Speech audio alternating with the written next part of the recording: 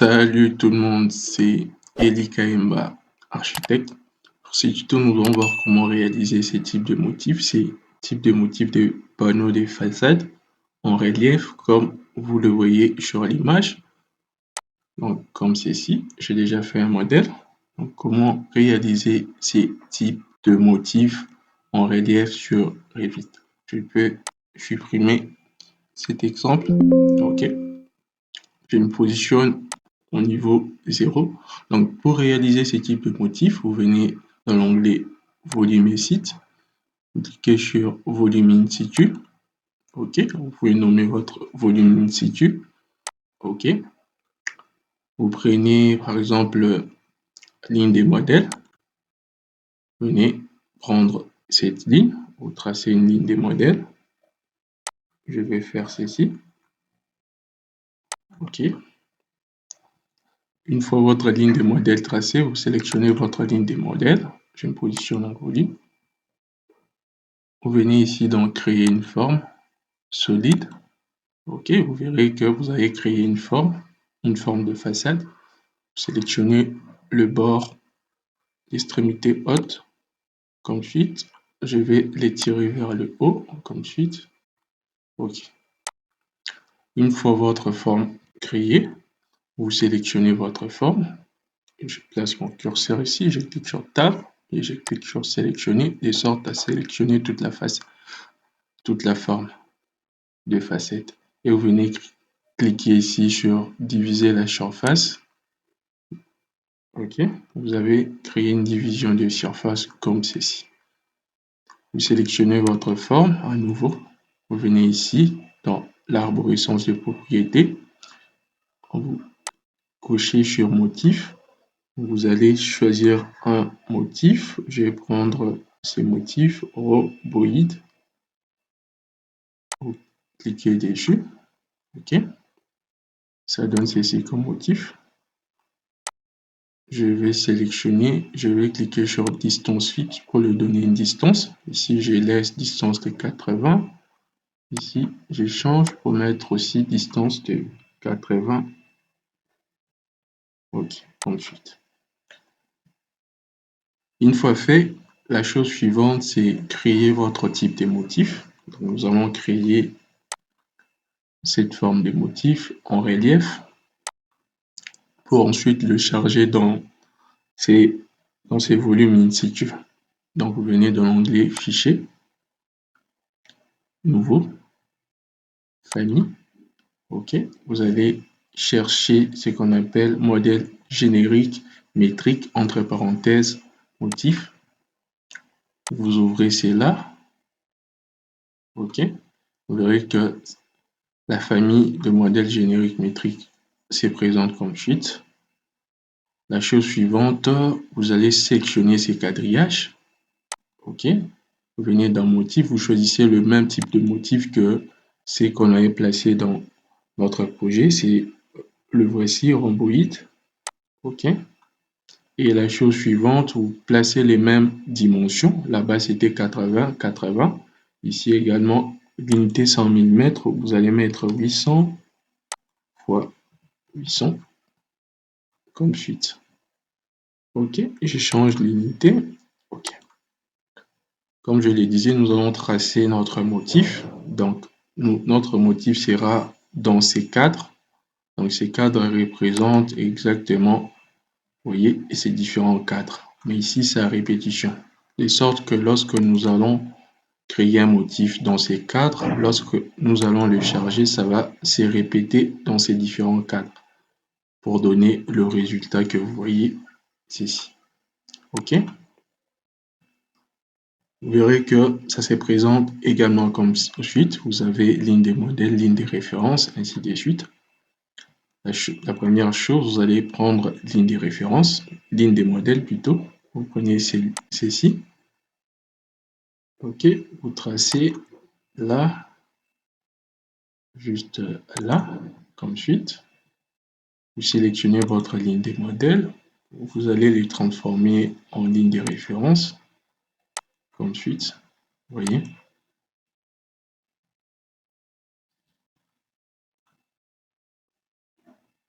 La chose suivante, vous allez prendre votre point, le positionner au centre de votre ligne, comme suite. OK. Après, vous prenez je définis un plan de construction à nouveau. Je positionne à nouveau mon point, comme suite. Je sélectionne le point positionné. Je crée un décalage. Vous venez dans l'arborescence du projet. Je mets un décalage, par exemple, de 100 mm, comme suite. OK. Donc, ça donne ceci comme résultat. Donc, vous prenez également votre point. À nouveau, vous venez définir le plan de construction. Je sélectionne ce plan. Je place mon point là, là, là, et ensuite pour finir là. OK. Vos 4 points positionnés. La chose suivante, vous sélectionnez par exemple ce point. Vous venez sélectionner ces points en maintenant CTRL. OK. Vos 2 points sélectionnés, vous cliquez sur l'outil Spine comme suite. OK. Vous faites la même chose ici. Vous sélectionnez ces points. Vous maintenez CTRL. Vous sélectionnez également ces points. Vous cliquez sur l'outil Span. Ensuite, vous faites la même chose également ici.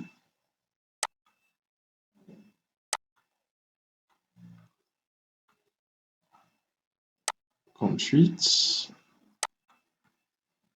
OK. Vos 4 lignes tracées, vous sélectionnez votre 4 lignes. Par exemple, ceci, je maintiens CTRL, ceci et ceci et ceci. Je vais les rendre, je vais transformer ces lignes de modèle en lignes de référence. Donc, vous venez ici et une ligne de référence, vous le cochez, vous appliquez, vous verrez que ça se transforme en ligne de référence. L'étape suivante, vous allez sélectionner ces 3 lignes. Par exemple, je commence par ceci. Je place mon curseur ici. Je clique sur Tab. Vous verrez que ça a sélectionné ça. Il y a la visibilité de cette ligne. Donc, je coche. OK, je maintiens CTRL. Je coche ceci et ceci. Je viens créer une forme. OK. Et je viens sélectionner ceci. Vous verrez que ça crée une forme. Faites la répétition ici. Je place mon curseur. Je clique sur Tab et je clique sur Sélectionner. Je maintiens CTRL, ceci, ceci, créer une forme, je prends ça, je viens également faire la même chose ici, Tab, sélectionner, maintiens CTRL, créer une forme, ensuite, je fais la même chose, maintiens CTRL, créer une forme, ok, je prends ça ici. Vous voyez, j'ai créé une forme en relief. Vous avez la possibilité aussi de donner un matériau à votre forme en relief. Par exemple, je place mon curseur ici, je sélectionne. Je place également mon curseur ici, je maintiens CTRL, je sélectionne. Je place ici, je sélectionne. Et pour finir, je place également ici et je sélectionne. Ma forme sélectionnée, je viens dans l'arborescence de propriétés, matériaux. Je déroule. Je vais le créer un matériau. OK, je viens dans ma bibliothèque. Peinture. Je vais chercher